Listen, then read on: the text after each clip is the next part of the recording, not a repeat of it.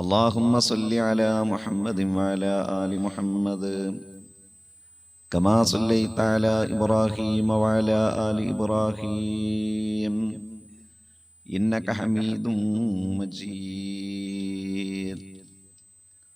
اللهم بارك على محمد وعلى آل محمد كما باركت على إبراهيم وعلى آل إبراهيم إنك حميد مجيد. أما بعد فإن خير الحديث كتاب الله وخير الحدي حدي محمد صلى الله عليه وسلم وشر الأمور محدثاتها وكل محدثة بدعة وكل بدعة ضلالة. أعوذ بالله من الشيطان الرجيم.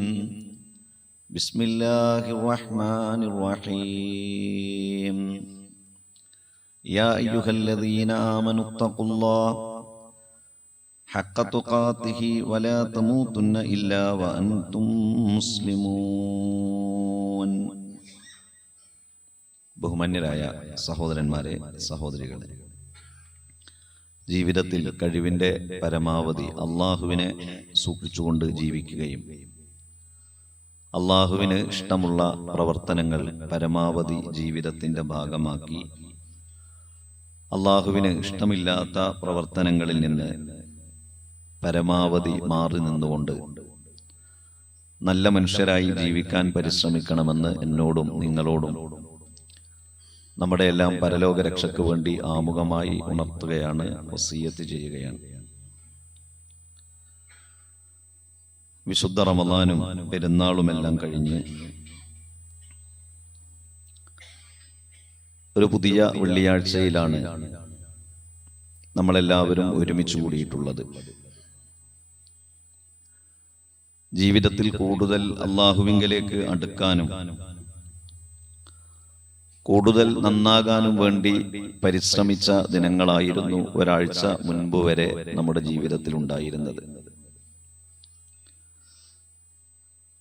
ആ ശ്രദ്ധയും ആ റമളാനിലെ സൂക്ഷ്മതയുമൊക്കെ അത് പരമാവധി ശ്രദ്ധിച്ചും സൂക്ഷിച്ചും പിന്നീടുള്ള കാലത്തേക്കും സംഭരിക്കുക എന്നത്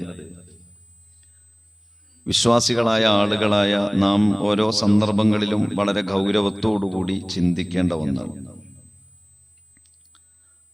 മുസ്ലിങ്ങളായ മുഅ്മിനീങ്ങളായ നമ്മുടെ പ്രത്യേകത കേവലം ഒരു മാസത്തേക്ക് വേണ്ടിയുള്ള നന്മകളും സൽക്കർമ്മങ്ങളും മാത്രം ജീവിതത്തിൽ പുലർത്തേണ്ട ആളുകളല്ല നാം. നമ്മെ സംബന്ധിച്ചിടത്തോളം പരലോക വിശ്വാസമുള്ള ആളുകളാണ് നാം. ആ പരലോക വിശ്വാസമാണ് നമ്മുടെ ജീവിതത്തെ നന്നാക്കുന്നതും പരലോകത്ത് അല്ലാഹു സുബ്ഹാനഹു വ തആലയുടെ വിചാരണയും അതിനുശേഷം സ്വർഗ നരകങ്ങളുമുണ്ട് എന്നതാണ് നമ്മുടെ ജീവിതത്തിന്റെ ഓരോ ദിനങ്ങളെയും നന്നാക്കി മുന്നോട്ട് കൊണ്ടുപോകുന്നത്. നമ്മൾ ഇനിയും ഒരുപാട് കാലവും ഒരുപാട് സമയവും ഉണ്ട് എന്ന് പ്രതീക്ഷിക്കുമെങ്കിലും അതിനിടക്ക് നമ്മൾ ഓരോരുത്തരായി ഈ ദുനിയാവിൽ നിന്ന് കൊഴിഞ്ഞു പോകും. അറിയപ്പെട്ട വലിയ മനുഷ്യന്മാർ വരെ ചില പതിറ്റാണ്ടുകൾ കഴിഞ്ഞാൽ ചരിത്രത്തിൽ അവരെ വായിക്കുക എന്നതിലപ്പുറം അവരുടെ മരണശേഷം ഈ ലോകത്ത് അവർക്ക് യാതൊന്നും നിർവഹിക്കാനില്ല. അവരെല്ലാം ഇങ്ങനെ കേൾക്കപ്പെടുന്ന വായിക്കപ്പെടുന്ന ചരിത്രമായി മാറുക മാത്രമാണ് ചെയ്യാറുള്ളത്. ജീവിച്ചിരിക്കുന്ന സന്ദർഭങ്ങളിൽ പോലും സ്വാധീനവും അധികാരവും ഒക്കെ ചെറുപ്പക്കാരായ കഴിവുള്ള ആളുകളിലേക്ക് കടന്നു വരികയും പ്രായമാകുന്നതിനനുസരിച്ച് പതിയെ പതിയെ നമ്മളെല്ലാവരും നാം വിചാരിക്കുന്നതിനേക്കാൾ കൂടുതൽ സൈഡാകുകയും ചെയ്യുന്ന ഒരു ലോകമാണ് ഈ ദുനിയാവ്. അപ്പൊ നമ്മുടെ നല്ല കാലവും നല്ല പ്രായവും നമുക്ക് ദുനിയാവും ആവശ്യമാണ്, അതിനേക്കാളേറെ പാരത്രികമായ ലോകവും ആവശ്യമാണ്. അതുകൊണ്ട് തന്നെ ഈ ലോകത്ത് നിന്ന് മടങ്ങണം എന്ന ഒരു ചിന്തയാണ് ഒരു മനുഷ്യനെ നന്നാക്കുന്നതിലെ ഏറ്റവും പ്രധാനപ്പെട്ട കാര്യം. വിശുദ്ധ ഖുർആൻ സൂചിപ്പിക്കുന്നുണ്ട്, വത്തഖു യൗമൻ തുർജഊന ഫീഹി ഇലല്ലാഹ്. വത്തഖു, മനുഷ്യരെ നിങ്ങൾ സൂക്ഷിക്കണം, നിങ്ങൾ ശ്രദ്ധിക്കണം. യൗമൻ, ഒരു ദിവസത്തെ. ഏറ്റവും കൂടുതൽ ജീവിതത്തിൽ നിങ്ങൾ ഓർക്കേണ്ടതും ആലോചിക്കേണ്ടതും ഒരു ദിവസത്തിനെ കുറിച്ചാണ്. തുർജഊന ഫീഹി ഇലല്ലാഹ്, നിങ്ങൾ അല്ലാഹുവിങ്കലേക്ക് മടക്കപ്പെടുന്ന ഒരു ദിവസത്തെ കുറിച്ചാണ് നിങ്ങൾ ഏറ്റവും കൂടുതൽ ശ്രദ്ധിക്കേണ്ടത്. ആ ദിവസം നമുക്കുള്ളതാണ്. ഏതോ ഒരു പകൽ, ഏതോ ഒരു രാത്രി, ഏതോ ഒരു സമയം, ഒന്നുകിൽ വീട്, അല്ലെങ്കിൽ ഹോസ്പിറ്റൽ, അല്ലെങ്കിൽ ആക്സിഡന്റ്, അല്ലെങ്കിൽ റോഡുകൾ. അത് കഴിഞ്ഞാൽ നമ്മുടെ ഈ ദുനിയാവിലെ ജീവിതം കഴിഞ്ഞു. അതുകൊണ്ട് തന്നെ അങ്ങനെ ഒരു ദിവസത്തെ കുറിച്ച് മനുഷ്യരെ നിങ്ങൾ ധാരാളം ഓർക്കണം, ശ്രദ്ധിക്കണം, സൂക്ഷിക്കണം. ثم توفى كل نفس ما كسبت وهم لا يظلمون. ثم, പിന്നെ നമ്മെ മടക്കിക്കഴിഞ്ഞാൽ തുവഫാ കുല്ലു നഫ്സിൻ മാ കസബത്, നാം ചെയ്ത എല്ലാ കാര്യങ്ങൾക്കും അല്ലാഹു സുബ്ഹാനഹു വ തആല പരിപൂർണമായത് നമുക്ക് നൽകും. സ്വർഗീയമായ പ്രവർത്തനങ്ങളാണോ അത് നമുക്ക് നൽകും, നരകീയമായ പ്രവർത്തനങ്ങളാണോ അത് നമുക്ക് നൽകും. വഹും ലാ യുദ്ലമൂൻ, ഒരാളോടും അല്ലാഹു അനീതി കാണിക്കുകയില്ല. ഞാൻ ചെയ്തത് അല്ലാഹു സ്വീകരിക്കുമോ സ്വീകരിക്കില്ലേ, അതല്ലെങ്കിൽ ഞാൻ തിന്മ ചെയ്തുകൊണ്ട് ജീവിച്ചാലും എനിക്ക് രക്ഷപ്പെടാമല്ലോ എന്ന ചോദ്യങ്ങൾക്കൊന്നും കൂടുതൽ പ്രസക്തിയില്ല. നാം ചെയ്ത കാര്യങ്ങളിൽ യാതൊരു അനീതിയുമില്ലാതെ പൂർണ്ണമായി അല്ലാഹു നമുക്ക് നൽകും. ഈ ചിന്തയാണ് വിശ്വാസികളായ നമ്മെ എല്ലാവരെയും നന്നാക്കുന്നതിലെ വളരെ പ്രധാനപ്പെട്ട ഘടകം. ഈ ചിന്തയുള്ള ഒരു മനുഷ്യൻ എവിടെ പോയാലും, എവിടെ എത്തിച്ചേർന്നാലും ആ ഒരു ചിന്തയുണ്ടാകും, എനിക്ക് മരണപ്പെട്ടു പോകണം, ഞാൻ പരലോകത്തിൽ വിശ്വസിക്കുന്ന ഒരാളാണ്, എന്റെ പ്രവർത്തനങ്ങളെ കുറിച്ച് അല്ലാഹു സുബ്ഹാനഹു വ തആല എന്നോട് ചോദിക്കും എന്ന ചിന്തയാണ് മനുഷ്യനെ നന്നാക്കുന്നതിലെ പ്രധാനപ്പെട്ട ഒരു ഘടകം. ആ ഘടകം ജീവിതത്തിൽ പൂർത്തിയാകുന്നതിന് ചില സാഹചര്യങ്ങൾ കൂടി മനുഷ്യ ജീവിതത്തിൽ ഉണ്ടാകണം. ഒരു പ്രത്യേക പ്രായം എത്തിക്കഴിഞ്ഞാൽ, പക്വത എത്തിക്കഴിഞ്ഞാൽ പിന്നെ നമുക്ക് എവിടെയും പിടിച്ചു നിൽക്കാൻ കഴിയും. കാരണം നാം ഈ ഈമാനും വിശ്വാസവും ഒക്കെ മനസ്സിൽ നെഞ്ചേറ്റിയ ആളുകളാണ്. പക്ഷെ പുതിയ ഒരു തലമുറയെ ഇതിലേക്ക് എത്തിക്കണമെങ്കിൽ നമ്മുടെ ആൺകുട്ടികളെ, നമ്മുടെ പെൺകുട്ടികളെ, വളർന്നു വരുന്ന മക്കളെ ഇതിലേക്ക് എത്തിക്കണമെങ്കിൽ അവരുടെ 10, 12, 15 വയസ്സായ പ്രായത്തിൽ അവരോട് നാം ആയത്തുകളും ഹദീസുകളും മാത്രം പറഞ്ഞു കൊടുത്തത് കൊണ്ട് പ്രത്യേകിച്ച് കാര്യമൊന്നുമില്ല. ചില മനുഷ്യരെങ്കിലും അങ്ങനെയാണ് വിചാരിക്കുക, ഞാൻ എൻ്റെ മക്കളെ ഇന്ന കുടുംബത്തിലേക്കാണ് ഞാൻ വിവാഹം കഴിപ്പിച്ചു പറഞ്ഞയക്കുന്നത്. എന്താണ് ആ കുടുംബത്തിന്റെ പ്രത്യേകത?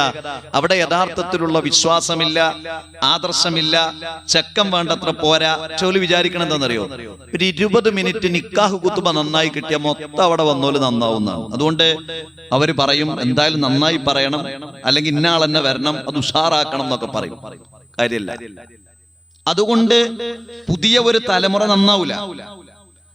അല്ലെങ്കിൽ നമ്മുടെ മക്കളെ ഒരാഴ്ച കൂടുമ്പോ, ഒരു മാസം കൂടുമ്പോ എന്തെങ്കിലുമൊക്കെ അവരുടെ അടുത്ത് കാണുമ്പോൾ ഒരു 4 ചീത്ത വീട്ടിലിട്ട്, അല്ലെങ്കിൽ ഒരു 4 ശകാരം അങ്ങാടിയിലിട്ട് നന്നാവോ? നന്നാവൂല. അതിന് ഈ ചിന്തയും ബോധവും ഉണ്ടാകാൻ, പ്രത്യേകിച്ച് നമ്മിലേക്ക് വെക്കേഷൻ കടന്നു വരികയാണ്, നമ്മുടെ മക്കൾ അവധിയിലേക്ക് പോകുകയാണ്. ഈ അവസ്ഥയിൽ പ്രത്യേകിച്ചും നമ്മുടെ വളർന്നു വരുന്ന തലമുറക്ക്, ആൺകുട്ടികൾക്കും പെൺകുട്ടികൾക്കുമൊക്കെ ഈ ഒരു ബോധമുണ്ടാകാൻ ചില സാഹചര്യങ്ങൾ നമ്മുടെ കുടുംബങ്ങളിൽ നാം ഒരുക്കി കൊടുക്കണം. നമ്മുടെ മക്കൾ നന്നാകണം. നമ്മളെല്ലാവരും മനസ്സിലാക്കേണ്ട, അറിയേണ്ട ഒരു യാഥാർത്ഥ്യം, നമ്മുടെ മക്കളുടെ ചില കാര്യങ്ങൾ അറിയാത്തത് കൊണ്ടും മനസ്സിലാക്കാത്തത് കൊണ്ടാണ് സന്തോഷത്തോടെ, സംതൃപ്തിയോടെ പലപ്പോഴും ജീവിക്കുന്നത്. ഞാനൊക്കെ പലപ്പോഴും വിചാരിക്കാറുണ്ട്, ആ പിതാവിനെ ഞാൻ അറിയുന്നതാണല്ലോ, ഇന്നയാളെ അറിയുന്നതാണല്ലോ, ഈ കുട്ടി ഇങ്ങനെയാണ് എന്ന ആ പിതാവിന് അറിയില്ലല്ലോ എന്നൊക്കെ വിചാരിക്കാൻ. അപ്പൊ അതിന്റെ ഒന്നാമത്തെ സാഹചര്യം നമ്മുടെ കുടുംബമാണ്. നമ്മുടെ മക്കളെ ഈ ബോധത്തിലേക്ക് എത്തിക്കുന്നതിൽ ഒന്നാമത്തെ സാഹചര്യം നമ്മുടെ കുടുംബമാണ്. അതായത് നമ്മൾ നല്ല ഉപ്പയും ഉമ്മയുമാകണം. നമ്മുടെ മക്കൾ നന്നാകുന്നതിനുള്ള ഒരു കാരണം, കാരണം അവരോട് നമ്മൾ മാതൃകയായി കാണിച്ചു കൊടുക്കുക എന്നതാണ് അവർക്ക് നാം നൽകുന്ന ഏറ്റവും വലിയ അദബ് എന്ന് പറയുന്നത്. നമ്മൾ മാതൃകയാകണം. അല്ലാതെ വെള്ളിയാഴ്ച പള്ളിയിലേക്ക് കൊണ്ടുവന്നത് കൊണ്ട് മാത്രം കാര്യമല്ല, അല്ലെങ്കിൽ ഏതെങ്കിലും മദ്രസയിലേക്ക് നാം പറഞ്ഞയച്ചത് കൊണ്ട് മാത്രം കാര്യമല്ല. ഒരു ഉസ്താദിനെ കൊണ്ടോ ഒരു അധ്യാപകനെ കൊണ്ടോ ഒരു കുട്ടിയെ നന്നാക്കിയെടുക്കാൻ കഴിയില്ല. കാരണം പൂർണ്ണമായ സമയം നമ്മുടെ വീട്ടിലുള്ള ഒരു കുട്ടിയെ നന്നാക്കിയെടുക്കാൻ നമുക്ക് കഴിഞ്ഞിട്ടില്ലെങ്കിൽ അവർക്ക് എങ്ങനെ കഴിയാം? ഒന്നാമത്തേത്, നാം നല്ല ഉമ്മയും ഉപ്പയും നല്ല ഭാര്യയും ഭർത്താവുമാകുക എന്നതാണ്. അതായത് നാം സ്നേഹിക്കുന്നത് നമ്മുടെ കുട്ടികൾ കണ്ടു പഠിക്കണം. ഞാനും എൻ്റെ ഭാര്യയും വളരെ നല്ല രൂപത്തിൽ സംസാരിക്കുന്നതും, ഞങ്ങൾ സ്നേഹിക്കുന്നതും, ഞങ്ങൾ ഒരുമിച്ചിരുന്ന് സംസാരിക്കുന്നതും, ഞങ്ങൾ ചിരിക്കുന്നതും, ഞങ്ങൾ ബാങ്ക് കൊടുക്കുന്ന സമയത്ത് നമസ്കാരത്തെ കുറിച്ച് ചർച്ച ചെയ്യുന്നതും ഒക്കെ കാണുമ്പോഴാണ് നമ്മുടെ മക്കൾ നന്നാകുക. അതല്ലെങ്കിലോ പലപ്പോഴും നമ്മൾ ആലോചിച്ച് നോക്കിയിട്ടുണ്ട്, ഒരു പ്രത്യേക പ്രായം കഴിഞ്ഞാല് ചില ആളുകൾക്കൊന്നും ഭാര്യയോടൊപ്പം സംസാരിക്കാൻ പലപ്പോഴും സമയം കിട്ടാറില്ല. നേരല്ല, പക്ഷെ ഒരു പ്രതീക്ഷ ഉണ്ട്, നേരെ ഉണ്ട് എന്നുള്ളൊരു പ്രതീക്ഷയിലാണ് ഈ പോണത്. എന്നിട്ട് സമയമൊക്കെ വരാണ്ട്, പക്ഷെ ഇപ്പൊ ഇല്ല, സമയമല്ല. നമ്മൾ ആലോചിച്ച് നോക്കാറുണ്ടോ, നമ്മുടെ ഒരു ഒഴിവുള്ള ദിവസത്തിൽ, ഏതാണ് ഒഴിവുള്ള, ആ ഒഴിവുള്ള ഒരു ദിവസത്തില് രാവിലെ നമ്മുടെ പ്രഭാത ഭക്ഷണം കഴിച്ച് നമ്മൾ കുറച്ച് സമയം ഇരുന്ന് നമ്മുടെ ഭാര്യയോട് കുറച്ചധികം സമയം സംസാരിക്കുന്നത്, ഭാര്യ നമ്മളോട് സംസാരിക്കുന്നത്, നമ്മൾ ഒന്നിച്ചിരുന്ന് ഭക്ഷണം കഴിക്കുന്നത്, നമ്മൾ ഒന്നിച്ചിരുന്ന് സന്തോഷങ്ങൾ പങ്കിടുന്നത് നമ്മുടെ മക്കൾ കാണാറുണ്ടോ? അത് നമ്മുടെ മക്കൾ നന്നാകുന്നതിലെ പ്രധാന ഘടകമാണ്. പലപ്പോഴും കാണാറുള്ളത്, കുറച്ച് സമയം വീട്ടിൽ നിന്നാൽ ചില കുടുംബങ്ങളിലെങ്കിലും ഭാര്യ ഭർത്താവ് പറയുന്നത് അനുസരിക്കാതിരിക്കുന്നു. ഇത് മക്കൾ കാണുന്നു. ഭർത്താവ് പറയുന്നത് ഭാര്യ കേൾക്കാതിരിക്കുന്നു. ഇത് മക്കൾ കാണുന്നു. ഭാര്യയെ ഭർത്താവ് മക്കളുടെ ഇടയിൽ വെച്ച് ചീത്ത പറയുന്നു. ഇത് മക്കൾ കാണുന്നു. ഭാര്യയെ ഭർത്താവ് മക്കൾക്കിടയിൽ വെച്ച് അടിക്കുന്നു, മർദ്ദിക്കുന്നു. ഇത് മക്കൾ കാണുന്നു. ഭർത്താവിനെ ഭാര്യ അങ്ങോട്ട് ശക്തമായ രൂപത്തിൽ ശകാരിക്കുന്നു. ഇത് മക്കൾ കാണുന്നു. എന്നിട്ട് നമ്മുടെ ആഗ്രഹം എന്താ? പലപ്പോഴും നമ്മുടെ ആഗ്രഹം നമ്മുടെ കുട്ടികൾ നന്നാകണം. നന്നാകണം എന്ന് പറഞ്ഞാൽ എന്താ? അവൻ കല്യാണം കഴിച്ചു കഴിഞ്ഞാൽ അവന്റെ ഭാര്യനെ തല്ലണ നന്നാകണ്, അല്ലെങ്കിൽ നമ്മുടെ പെൺകുട്ടി വിവാഹം കഴിപ്പിച്ച് പറഞ്ഞയച്ചു കഴിഞ്ഞാൽ അവളുടെ ഭർത്താവിനെ ചീത്ത വിളിക്കുന്നതാണ് നല്ലത്? അല്ല.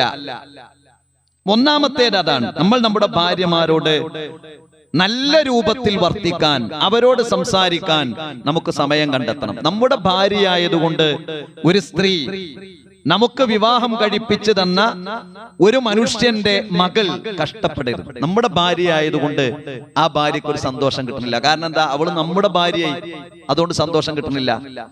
നമ്മുടെ ഭാര്യയായതുകൊണ്ട് അവളോട് സംസാരിക്കാൻ നമുക്ക് സമയം കിട്ടുന്നില്ല. അതുപോലെ തന്നെ നമ്മുടെ ഭർത്താവായതുകൊണ്ട് ആ ഭർത്താവിന് ഇന്ന ഭാര്യയാണ് എന്നതുകൊണ്ട് ആ ഭർത്താവിനൊരു സന്തോഷം ലഭിക്കുന്നില്ല. ഇത് വലിയ പ്രശ്നമാണ് കുടുംബജീവിതത്തിൽ. പല കുട്ടികളും വഴിതെറ്റിപ്പോകുന്നതിന്റെ പ്രധാനപ്പെട്ട ഒരു കാരണതാണ്. ഒരു കുട്ടി +1 അല്ലെങ്കിൽ +2 അവന്റെ ജീവിതം എങ്ങനെയെന്ന് ബാപ്പ തിരിഞ്ഞു നോക്കാറില്ല പലപ്പോഴും. അവൻ എവിടെ പോകുന്നു, അവന്റെ വാഹനത്തിൽ ആരാണുള്ളത്, അവന്റെ ബൈക്കിന്റെ പിന്നിൽ ആരാണുള്ളത്, അവൻ കോളേജിലെത്തിയാൽ എങ്ങനെയാണ്, ഒന്നുമില്ല. വാപ്പാന്റെ അഭിപ്രായം, വാപ്പ രാവിലെ പോവും, വൈകുന്നേരം തിരിച്ചു വരും, ജസ്റ്റ് ഒന്നിങ്ങനെ നോക്കും, മകനെ കാണും. അതല്ലാതെ ഈ മകനുമായി ഒരു അറ്റാച്ച്മെന്റ് ഇല്ല വാപ്പ. അപ്പൊ നല്ല സാഹചര്യം ഉണ്ടാകുന്നില്ല. അപ്പോ നമ്മുടെ മക്കൾ വഴിതെറ്റിപ്പോകും. നബി കരീം സല്ലല്ലാഹു അലൈഹി വസല്ലം പറഞ്ഞു, ഖൈറുക്കും ലി അഹ്ലിഹി, നിങ്ങളിൽ ഏറ്റവും ഉത്തമൻ നിങ്ങളെ കുടുംബത്തോട് മാന്യമായി വർത്തിക്കുന്നവനാണ്. വ അന ഖൈറുക്കും ലി അഹ്ലി, ഞാൻ എൻ്റെ കുടുംബത്തോട് ഏറ്റവും മാന്യമായി വർത്തിക്കുന്നവരാണ്. അപ്പോൾ നമ്മുടെ കുടുംബത്തിൽ നമ്മുടെ ഇണയോട്, ഭാര്യയോട് ഏറ്റവും നന്നായി വർത്തിക്കണം, സംസാരിക്കണം. നമ്മളൊരു 4 പ്രാവശ്യമെങ്കിലും നാം ടൂർ പോകുമ്പോ ഒരു പ്രാവശ്യമെങ്കിലും ഭാര്യയെയും കൂട്ടിപ്പോകണ്ടേ? നമ്മൾ എന്നും പോകുക. നമ്മൾ ഇനി വെക്കേഷനാ വരുന്നത്, നമ്മൾ കൂട്ടുകാരോടൊപ്പം ഒന്നുപോയി, അടുത്ത കൂട്ടുകാരൊപ്പം ഒന്നുപോയി. അപ്പൊ പണം ഉണ്ടല്ലോ, പോക്ക് നിർബന്ധമൊന്നുമില്ല, നമുക്ക് വേണമെങ്കിൽ പോകാതിരിക്കാം. പക്ഷെ പോകാനുള്ള പൈസ ഉണ്ടോ? പോകാനുള്ള ക്യാഷ് ഉണ്ടോ? അതൊക്കെ കൂട്ടുകാരൊപ്പം മാത്രല്ല, ഒന്നെങ്കിലും നമ്മുടെ ഭാര്യമാരോടൊപ്പം പോകാൻ. അത് വലിയ മാറ്റമുണ്ടാക്കും കുടുംബത്തിൽ. നമ്മൾ യാത്ര പോകുമ്പോൾ നമുക്ക് നല്ല കാര്യങ്ങൾ ഭാര്യയും ഭർത്താവും സംസാരിക്കും, മക്കളത് കേൾക്കും, നമ്മുടെ നിർദ്ദേശങ്ങൾ മക്കൾക്ക് കൊടുക്കാം. പക്ഷെ അത് താല്പര്യമില്ല. ഭാര്യന്റെ കൂടെ യാത്ര പോകുന്നത് ഭർത്താവിന് താല്പര്യമില്ല. നമ്മുടെ ഭാര്യ ആയതുകൊണ്ട് ഒരു ഭർത്താവിന്റെ കൂടെ യാത്ര പോകാനുള്ള ചാൻസ് ഈ ലോകത്തിൽ ആ ഭാര്യക്ക് ഇല്ലാതായി പോയി. അങ്ങനെ നമ്മളാകരുത്. നല്ല ഒരു ഉമ്മയെ കുറിച്ച്, നല്ല ഒരു ഭാര്യ ഭർത്താക്കന്മാരെ കുറിച്ച് അല്ലാഹുവിന്റെ റസൂല് പറഞ്ഞാൽ മർഅത്തു സ്വാലിഹ, നല്ല സ്ത്രീ എന്ന് പറഞ്ഞാൽ ഇദാ നളറ ഇലൈഹ സറത്തുഹു, ഭർത്താവ് അവളെ ഒന്ന് നോക്കിയാൽ അവൾ അവന് സന്തോഷം നൽകും. അങ്ങനെ ഒരു അവസ്ഥ നമ്മുടെ കുടുംബത്തിലുണ്ടോ? നമ്മൾ ഭാര്യയെ നോക്കുമ്പോ നമുക്ക് ആ നോട്ടത്തിലൂടെ തന്നെ സന്തോഷം ലഭിക്കാം. വഇദാ അമറഹ അത്വഅതുഹു, ഭർത്താവ് വീട്ടിൽ നിന്ന് ഒരു കാര്യം പറഞ്ഞു ഭാര്യയോട്, ഇന്ന കാര്യം ഒന്ന് ചെയ്യട്ടോ, അതിനപ്പുറം തിരിച്ചൊരു മറുപടി. ഈ മറുപടി ആരെ കേൾക്കണേ? മക്കളെ കേൾക്കണേ. നന്നാവൂല, കുട്ടികൾ നന്നാവൂല. റസൂല് പറഞ്ഞു, ഭർത്താവ് ഒരു കാര്യം പറഞ്ഞാൽ ഭാര്യ അത് അനുസരിക്കും. വഇദാ ഗാബ അൻഹാ, ഭർത്താവില്ലെങ്കിലും ഹഫിളതുഹു, അവൾ സംരക്ഷിക്കും. എന്ത്? അവന്റെ സമ്പത്തും അവളുടെ ശരീരവും. ഭാര്യ എവിടെ പോകുന്നു, പക്ഷേ ഭർത്താവിന്റെ അസാന്നിധ്യത്തിലും അവളുടെ ശരീരവും അവന്റെ സമ്പത്തും അവൾ സംരക്ഷിക്കും എന്നതാണ്. അപ്പൊ മക്കൾ നന്നാകുന്നതിലെ ഏറ്റവും പ്രധാനപ്പെട്ട സാഹചര്യം എന്ന് പറയുന്നത് കുടുംബ സാഹചര്യം. വീടിന്റെ ഉള്ളില് ഭാര്യയും ഭർത്താവും എപ്പോഴും അടികൂടുക, എപ്പോഴും എതിർത്തു പറയാ, സന്തോഷം പങ്കിടാതിരിക്കുക, അവര് തമ്മിൽ യാതൊരു യോജിപ്പില്ല. പിന്നെ മക്കൾ നന്നാകണം എന്ന് നമ്മൾ വിചാരിക്കുന്നതിൽ അർത്ഥമില്ല. അപ്പോ കുറച്ച് മാറേണ്ടി വരും. ഭാര്യ മാത്രം മാറണം എന്ന് ഭർത്താവ് വിചാരിക്കും, എന്റെ ഭർത്താവാണ് മാറേണ്ടതെന്ന് ഭാര്യ വിചാരിക്കും. അല്ല, രണ്ടാളും ഒന്ന് മാറിയാൽ നമ്മുടെ മക്കൾ നന്നാകുന്നതിലെ പ്രധാനപ്പെട്ട ഒരവസ്ഥ അതാണ്. രണ്ടാമത്തേത്, നമ്മുടെ വീട്ടിൽ മക്കൾ നന്നാകാനുള്ള ഒരു സാഹചര്യം ഉണ്ടാകണം. അപ്പൊ ഇബാദത്തിന്റെ ഒരു അന്തരീക്ഷം വീട്ടിലുണ്ടാകണം, ദീനിന്റെ ഒരു അന്തരീക്ഷം വീട്ടിലുണ്ടാകണം. അപ്പൊ നമ്മൾ ആലോചിച്ച് നോക്കൂ, നിങ്ങൾ ആളുകൾ എങ്ങനെ പറയാന്ന് ചോദിച്ചാൽ, ഏതെങ്കിലും ഒരാളെ കാണും, നിങ്ങള് എന്റെ മോനങ്ങളൊന്ന് ഉപദേശിക്കണം കേട്ടോ, ഇതാരെ പറയണെന്ന് അറിയങ്ങള്. അപ്പൊ അയാളെ നിരാശപ്പെടുത്താൻ പറ്റില്ലല്ലോ. അയാൾ പള്ളിക്കൊക്കെ തന്നെ വരൂല, ഇയാൾ പള്ളിക്ക് വരൂല. എന്നിട്ട് ഇയാൾ പറയണത്, നിങ്ങൾ അവന്റെ മുടി വെട്ടാൻ വേണ്ടി നിങ്ങളൊന്ന് പറയണേ, നിങ്ങൾ അയാളൊന്ന് ഉപദേശിക്കണേ. അയാളോട് മൊത്തമൊക്കെ അപ്പം തന്നെ ചോദിക്കാൻ പറ്റും, എന്തായാലും മകൻ നന്നാകണം എന്നുള്ളൊരു വിചാരം ഉണ്ടല്ലോ, നന്നാവൂല.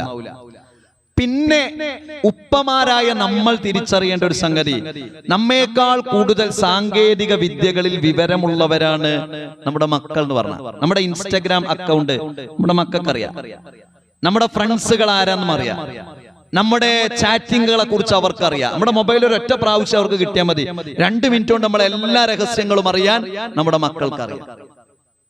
അപ്പൊ നമ്മുടെ വീടുകളിലെ മൊബൈലുകളൊക്കെ സത്യത്തിൽ എല്ലാവർക്കും നോക്കാൻ കഴിയുന്ന ഒരു സംഗതിയാകണം. എല്ലാവർക്കും. അത് കുട്ടികൾക്ക് മോശം കാര്യങ്ങൾ കാണാനല്ല, പക്ഷെ അതിനൊക്കെ ഒരു ഓപ്പൺ വേണം. ഭാര്യയുടെ മൊബൈൽ ഭർത്താവിന് നോക്കാൻ കഴിയണം, ഭർത്താവിന്റെ മൊബൈൽ ഭാര്യക്ക് നോക്കാൻ കഴിയണം, മക്കളുടെ മൊബൈൽ ബാപ്പാക്ക് നോക്കാൻ കഴിയണം. അതല്ലെങ്കിൽ അത് വലിയ പ്രയാസമാണ്. അപ്പോ ഇബാദത്തിന്റെ ഒരു സാഹചര്യം ഉണ്ടാകണം, പ്രധാനപ്പെട്ട ഒന്നാണ്. അതായത് സമയമായാൽ നമസ്കരിക്കുക പ്രധാനപ്പെട്ട ഒന്നല്ലേ. നിങ്ങൾ ആലോചിച്ച് നോക്കൂ, റമദാനിന്റെ അവസാനത്തെ സുബഹി, അതായത് പെരുന്നാളിന്റെ സുബഹി പോലും അതിലുണ്ടാവില്ല, റമദാനിന്റെ അവസാനത്തെ സുബഹി ജമാഅത്തിൽ പങ്കെടുത്ത് നീ അടുത്ത റമദാനിന്റെ ആദ്യത്തെ സുബഹിക്ക് പള്ളിയിലെത്തുന്ന ആൾക്കാരുണ്ട്. അന്ന് അയാൾ വിട്ടതാണ് പള്ളി, ഇല്ല ഇനി എന്ന് എത്താന്നറിയോ? അതായത് ആ 3-4 സൊഫ് 5 സൊഫൊക്കെ സുബഹിക്ക് ഉണ്ടാവുമല്ലോ, അപ്പൊ ഇങ്ങനെ ചുരുങ്ങി 1.5 ആയി കാണും. അപ്പൊ ഈ 1.5 സൊഫില് ബാക്കി 2.5 സൊഫും അടുത്ത റമദാനിന്റെ സുബഹിക്ക് കാത്തുക്കണ്ട്. അയാൾ റോട്ടിൽ കൂടെ പോകുന്നുണ്ട്, അസുഖം വന്നിട്ടില്ല, അധ്വാനിക്കാൻ പോകുന്നുണ്ട്, അലർജി ഉണ്ടായിരുന്നെങ്കിൽ അതൊന്നും അലർജി ഉണ്ടായിരുന്നു, പക്ഷെ വിട്ടു എന്നാ വരിക അന്ന്. എന്നിട്ട് ഈ ബാപ്പ വിചാരിക്കണം എന്റെ കുട്ടി നന്നാകണം. അങ്ങനെ നന്നാകണേ? ഈ കുട്ടി നന്നാകാൻ ചാൻസ് ഇല്ല. അപ്പൊ നമ്മുടെ കുടുംബ സാഹചര്യത്തിൽ ഒരു ദീനിന്റെ അന്തരീക്ഷം ഉണ്ടാകണം. ബാങ്ക് കൊടുത്തു, ബാപ്പ മകനോട് മോനെ ബാങ്ക് കൊടുത്തു, പള്ളി പോവല്ലേ, ബാപ്പയും മോനും കൂടി പള്ളി പോവല്ലേ.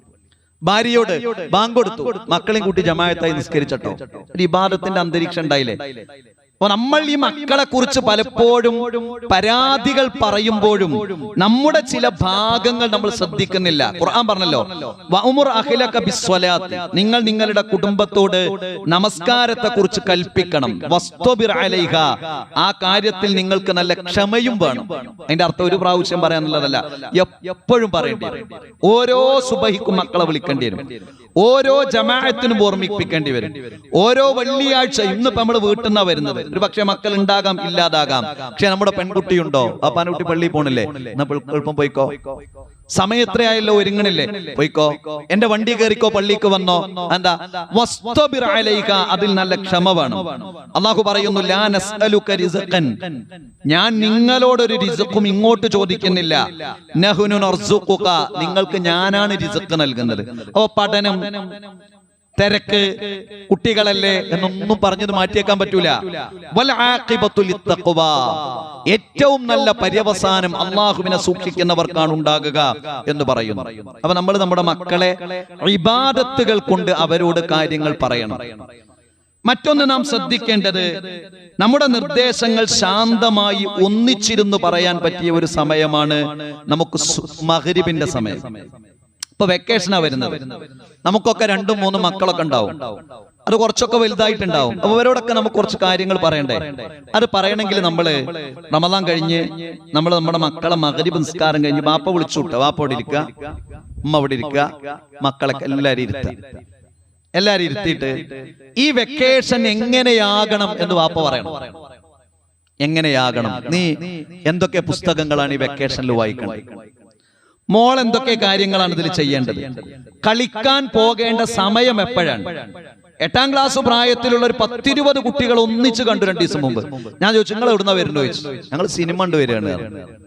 പ്രശ്നമല്ല, ഒന്നും പ്രശ്നമല്ല. ഇപ്പൊ ഹറാം ഏതാ, ഹറാം ഇപ്പൊ നമ്മളെ അഭിപ്രായത്തിൽ ഏതാ, ഒന്നുമല്ല. എന്നാൽ കുട്ടികൾ നമുക്ക് നന്നാവുമാണ്. നമ്മൾ ആലോചിച്ച് നോക്കിയിട്ടുണ്ടോ, സ്വന്തം ഭർത്താവ് ഒരു അന്യ സ്ത്രീയുടെ നഗ്നത കാണുന്നത് ഒരു ഭാര്യക്ക് പ്രശ്നം, അല്ലെങ്കിൽ പിന്നെ ഈ ദുനിയാവിൽ ആർക്കാ പ്രശ്നം? ഞാൻ ഒരുപാട് ആലോചിച്ചൊരു സംഗതി, എന്തൊരു സംഗതി നാട്ടിൽ നടക്കണായിക്കോട്ടെ, ഒരു പെണ്ണിന്റെ നഗ്നത ഓളെ എന്ത് കോപ്രായത്തിൽ അവിടെ കാണിച്ചു കൂട്ടിയാലും, ഓളെ എത്ര വലിയ സർക്കസ് അവിടെ കാണിച്ചാലും, സ്വന്തം ഭർത്താവ് ഒരു ഭാര്യന്റെ നഗ്നത കാണുന്നത് ഇങ്ങനെ അടുത്തിരുന്ന് കണ്ട ഒരു മാപ്പിളി പെണ്ണുങ്ങളും ഇങ്ങനെ കാണുക എന്ന് പറഞ്ഞാൽ ആ ഭാര്യയുടെ ലജ്ജ എത്ര പോയി. ഭർത്താവിന്റെ അടക്കട്ടെ, ആ ഭാര്യന്റെ ലജ്ജ എത്ര പോയി. നിങ്ങളൊന്ന് ആലോചിച്ചു. ആരതാ കണ്ടത്? ഒരു അന്യ സ്ത്രീയുടെ നഗ്നത അവിടെ ഇരുന്നുകാണ്ട് ഓളും ഓനും ഒന്നിച്ച് കാണും, ഓന്റെ വിടുക. ഓളവസ്ഥകൾ ആലോചിച്ചു. എന്താ പറയുക, നമുക്കൊന്നും പ്രശ്നമല്ല എന്നുള്ളതാണ്. നമുക്ക് ഈ ദുനിയാവിൽ എന്തു വന്നാലും നമുക്ക് ഹലാലാണ്, നമുക്കൊന്നും നിഷിദ്ധമല്ല എന്നത് വലിയ പ്രശ്നമാണ്. അപ്പൊ ഇത് കാണുന്ന ഒരു കുട്ടി എന്താ മനസ്സിലാക്കണത്? ഇവിടെ അമ്മ, ഇവിടെ വാപ്പ, ഇവിടെ 3 കുട്ടികൾ, ഇവിടെ ഒരു പെൺകുട്ടി, ഇവിടെ ഒരു ആൺകുട്ടി. ഫസ്റ്റ് ലജ്ജയാണ് ആ കുടുംബത്തിന് പോണത്. ഉളുപ്പ് എന്ന് പറഞ്ഞ സാധനം ഉണ്ടല്ലോ, അത് ആദ്യം ആ കുടുംബത്തിൽ നിന്ന് ഊരിയിടും.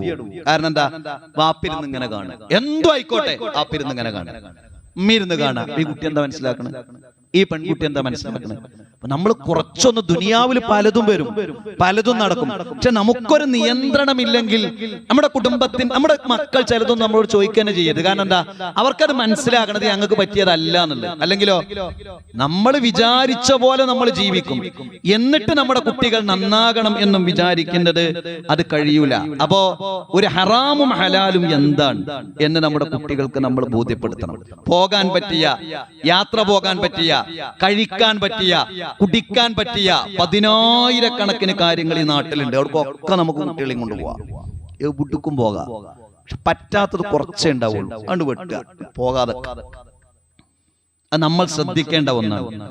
മുറു ഔലാദക്കും ബിസ്വലാത്തി വഹും അബ്നാഅ 7 സിനീൻ, 7 വയസ്സാകുമ്പോൾ നിങ്ങളുടെ കുട്ടികളോട് നിങ്ങൾ നമസ്കാരം കൽപ്പിക്കണം. 7 വയസ്സാകുമ്പോൾ നിർബന്ധമല്ല, പക്ഷെ എന്ത് ചെയ്യണം, 3 കൊല്ലത്തെ ട്രെയിനിങ് ആണ്. 1 കൊല്ലല്ല കേട്ടോ. 7 വയസ്സാകുമ്പോ, കുട്ടിക്ക് 7 വയസ്സായി, ബാപ്പ പള്ളിയിൽ പോകുമ്പോ എന്നാ ബാപ്പാന്റെ കുട്ടി വാ. കുട്ടികൾക്ക് എല്ലാത്തിനും താല്പര്യം ഉണ്ടാവും. പള്ളി കൊണ്ടുപോയി ശീലിപ്പിച്ചിട്ടില്ലെങ്കിൽ ആകെ മടി പള്ളി പോകാനായിരിക്കും. വദരിബൂഹും അലൈക, അവരെ നിങ്ങൾ അടിക്കണം. വഹും അബ്നാ 10, 10 വയസ്സായാൽ, 10 വയസ്സായിട്ട് നിസ്കരിച്ചിട്ടില്ലേ, അവരെ നിങ്ങൾക്ക് അടിക്കാം. സ്നേഹത്തിന്റെ പ്രവാചകൻ ആകെ അടിക്കാന്ന് പറഞ്ഞ സംഗതി നിസ്കാരത്തിന്റെ കാര്യത്തിൽ മാത്രം. വഫർരിഖൂ ബൈനകും ഫിൽ മദാജിഇ 10 വയസ്സ് കഴിഞ്ഞാൽ നിങ്ങളുടെ മക്കളെ നിങ്ങൾ കിടപ്പറയിൽ നിന്ന് മാറ്റി കിടക്കും വേണം. നമ്മുടെ ആൺകുട്ടിക്കും പെൺകുട്ടിക്കും 10 വയസ്സായി, എന്നാൽ നമ്മുടെ റൂമിൽ അല്ലോല് കിടക്കണ്ട് പോലെ നമ്മൾ പരിശീലിപ്പിക്കണം. 9 വയസ്സാകുമ്പോൾ തന്നെ മാറ്റി കിടത്തണം. 8 വയസ്സാകുമ്പോൾ തന്നെ കുട്ടിനോട് പറയണം. 7 വയസ്സാകുമ്പോൾ തന്നെ കുട്ടിയോട് പറയണം, അപ്പാന്റെ കുട്ടി കുഞ്ഞൊരു 2 കൊല്ലം കൂടി നമ്മളപ്പോ കടക്കട്ടോ. അപ്പൊ അങ്ങനെ അതിന് ശീലമാവും. പിന്നെ ഒന്നെ പറഞ്ഞു 1 കൊല്ലം ഉണ്ടല്ലോ 2 കൊല്ലല്ലോ മാറി നമ്മൾ കിടക്കണം. അപ്പൊ നമ്മുടെ ഒരു ഇബാദത്തിന്റെ ഒരു അന്തരീക്ഷം ഉണ്ടാകും. ഞാൻ പറഞ്ഞത്, നമ്മൾ മഗ്രിബിന് ശേഷം ഇങ്ങനെ ഒന്ന് കൂടിയിരുന്നിട്ട് നിങ്ങൾ ആലോചിച്ച് നോക്കൂ, ഈ അമാനി മൗലവിയുടെ തഫ്സീർ ഒന്ന് മറച്ചു വെച്ചിട്ട് എല്ലാ കാര്യവും നമുക്ക് കുട്ടികളോട് പറയാം. ഒരു 15 മിനിറ്റ് ബാപ്പ അങ്ങനെ വായിക്കുന്നു, അതിന്റെ വിശദീകരണം വായിക്കണം. നമ്മളോട് ഇങ്ങനെ മക്കളോട് അത് കഴിഞ്ഞാൽ നമ്മളൊരു ചെയ്തല്ലോ. അപ്പൊ എന്തൊക്കെ കാര്യങ്ങൾ നമ്മളെ കുട്ടികൾ നമ്മളോട് പറയുന്നത്. നമ്മുടെ കുട്ടികളോട് ഇങ്ങനെ നേരിട്ട് സംസാരിക്കാവുന്ന ഒരവസ്ഥ ബാപ്പയും ഉമ്മയും ഉണ്ടാക്കിയെടുക്കണം. അപ്പോ ഒരു ഇബാദത്തിന്റെ ഒരു അന്തരീക്ഷം നമ്മുടെ കുടുംബത്തിൽ ഉണ്ടാകണം.